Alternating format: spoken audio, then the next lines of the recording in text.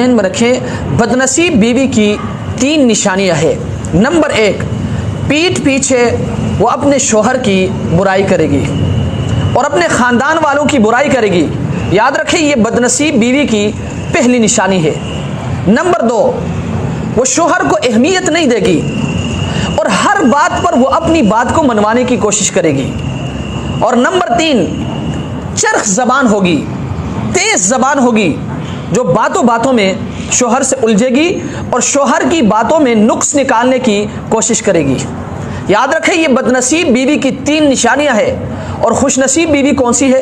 خوش نصیب بیوی وہ ہیں جو پیٹھ پیچھے اپنے شوہر کی اور اپنے خاندان والوں کی برائی نہیں کرے گی اور شوہر کو اہمیت دے گی اور اپنی باتوں کو منوانے کی کوشش نہیں کرے گی۔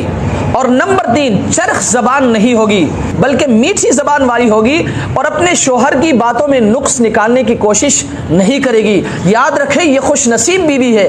اس لیے میں اپنے تمام بہنوں سے اور بیٹیوں سے خصوصی طور پر گزارش کروں گا کہ اگر آپ نے خوش نصیب بیوی بننا ہے تو آپ نے اپنے شوہر کی اور اپنے خاندان کی پیٹھ پیچھے آپ نے برائی بیان نہیں کرنا ہے۔ اور نمبر 2، آپ نے اپنے شوہر کو اہمیت دینا ہے اور اپنی باتوں کو منوانے کی کوشش نہیں کرنا ہے۔ اور نمبر 3، اپنی زبان کو آپ نے نرم رکھنا ہے، اپنے لہجے کو آپ نے درست